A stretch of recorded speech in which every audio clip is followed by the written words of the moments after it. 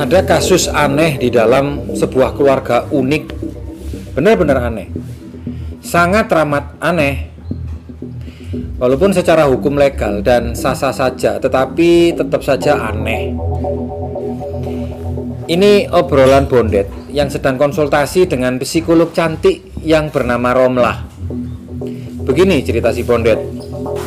Mbak Romlah, waktu aku berumur 25 tahun, aku menikahi seorang janda cantik berusia 35 tahun.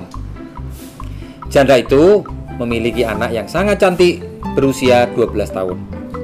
5 tahun kemudian, anak tiriku saling jatuh cinta dengan ayahku yang duda dan tak lama kemudian mereka menikah. Hal itu berarti ayahku sekaligus menjadi menantuku. Satu hal yang membingungkanku, sebab anak tiriku itu sekaligus menjadi ibu tiriku karena dia menikah dengan ayahku. Komplikasi ini menjadi semakin rumit dan kacau balau karena aku telah memiliki seorang anak lelaki dengan istriku yang bekas janda itu. Anakku menjadi saudara dari anak tiriku. Berarti dia adalah saudara dari ayahku.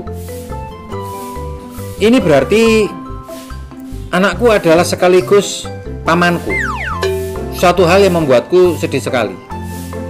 Istri ayahku yang juga anak tiriku kemudian melahirkan seorang anak perempuan. Hal ini berarti anak perempuan itu adalah cucuku, karena aku adalah suami dari neneknya, dan sekaligus saudara perempuanku, karena dia adalah anak dari ayahku. Istriku adalah ibu dari anak tiriku, yang juga menjadi ibu tiriku, karena dia adalah istri ayahku. Ini berarti dia adalah istriku, dia juga sekaligus nenekku, karena dia adalah nenek dari saudara perempuanku. Bila istriku adalah nenekku, berarti aku adalah cucunya. Dan satu hal yang membuat aku gila bila memikirkannya adalah sebagai seorang suami dari nenekku, berarti aku menjadi kakek dari diriku sendiri. Wes angel. Ndas ngeluh. Angel. Ya, assalamualaikum warahmatullahi wabarakatuh. Setiap manusia memiliki struktur DNA yang berbeda dan tidak dapat diubah-ubah. Bicara soal keturunan, rumit. Dia mempengaruhi kita dengan cara yang berbeda-beda. Beberapa dari kita jago dalam berlari, sebagian dari kita tidak dapat memproses gluten, dan sebagian dari kita mabuk berat karena beberapa tetes alkohol saja. Namun, sekedar memiliki DNA yang tepat tidak selalu membantu dalam menjalani hidup Anda atau meningkatkan kemampuan Anda menjadi lebih baik. Memahami DNA dan bagaimana pengaruhnya terhadap Anda lah yang memungkinkan para atlet top dunia dapat memanfaatkan kecenderungan genetik mereka, dan karena itu dapat mengembangkan kemampuan fisik mereka. Sering kita mendengar kata DNA kan? Deoksiribonukleat, atau yang lebih sering kita sebut dengan DNA saja. DNA adalah sejenis biomolekuler dan menyimpan instruksi-instruksi genetika setiap organisme, dan termasuk juga virus. Ada 5 jenis fungsi DNA kalau saya baca di dalam literatur. Yang pertama, dia berperan sebagai informasi genetika. Yang kedua, berperan dalam duplikasi diri dan pewarisan sifat. Yang ketiga, sebagai ekspresi informasi genetik. Manusia yang memiliki 23 kromosom laki-laki dan 23 kromosom perempuan. Jadi, dalam diri manusia ada unsur laki-laki dan ada unsur perempuan, ada 46 kromosom. Seperti teori yin dan yang, ada yang lembut, ada juga yang kuat. Yang keempat, untuk keperluan forensik. Katanya DNA terletak di dalam darah, sperma, kulit, air liur, hingga rambut. Dia dapat mengidentifikasi kemungkinan tersangka. Hebat ya. Itulah teknologi. Dan yang kelima, dia berperan penting untuk kepentingan riset.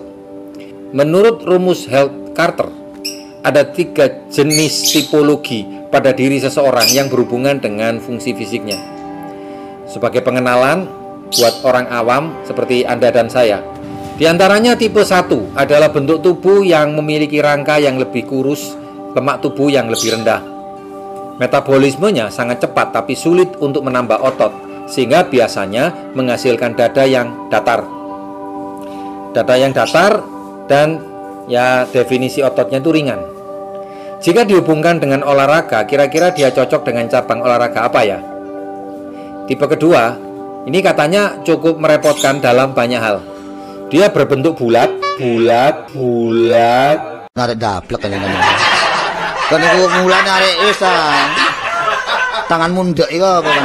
Dan mudah menimbun lemak dan mudah menimbun otot. Dan dia lebih sulit menghilangkan lemak karena metabolismenya yang lambat. Orang dalam tipe ini menurut Anda lebih cocok hidup di dalam iklim tropis atau iklim dingin ya? Saya dulu ingat saat di Korea, di suhu yang begitu dingin dan tidak terbiasa dengan suhu ekstrim, rasanya sampai-sampai itu ke dalam tulang. Ngumpul nang rene.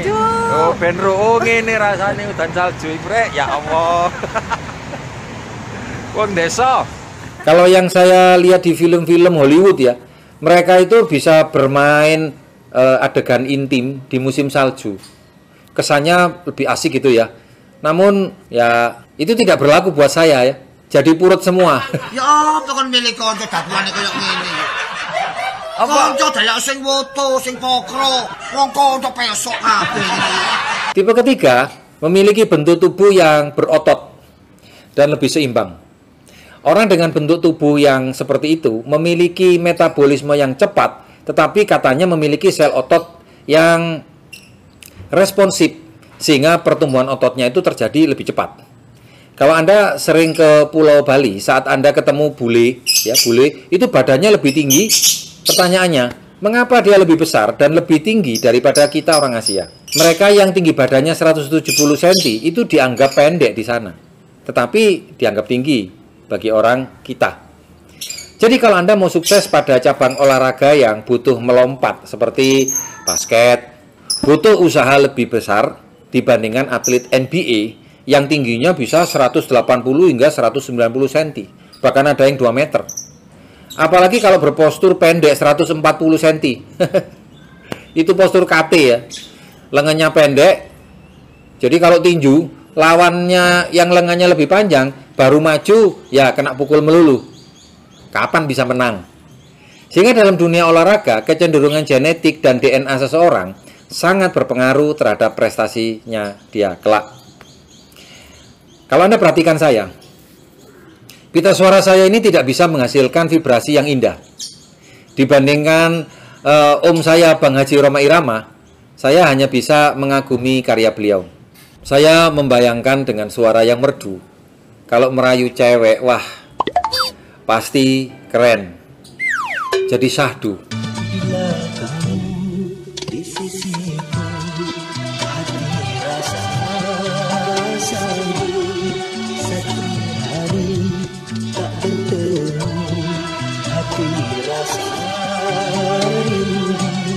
Sekarang bandingkan dengan saya. Kalau Anda seorang cewek, kira-kira lebih nyaman yang mana? Bila kamu di sisiku, hati terasa sahdu. Ya pancet arek.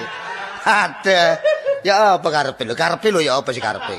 Satu hari tak bertemu, hati terasa rindu. Omongmu kayak wong tandes Julian. Lagumu memang keren, lebih keren kalau gak nyanyi. Kurang ajar ya. Lebih baik bikin kopi ya daripada nyanyi ya. Jadi karena saya menyadari anugerah yang diberikan oleh Tuhan bukan pada pita suara untuk menyanyi, maka saya perlu memilih bidang yang bisa membuat impian saya tetap bisa tercapai. Itulah sebabnya saya memilih bidang bisnis yang tidak mengait-ngaitkan dengan talenta yang dimiliki oleh para artis, atlet, atau karir profesional yang lain. Itu pun tidak semua bisnis ya bisa menampung talenta seperti yang saya punya. Bisnis jaringan adalah bisnis yang cocok, termasuk asuransi.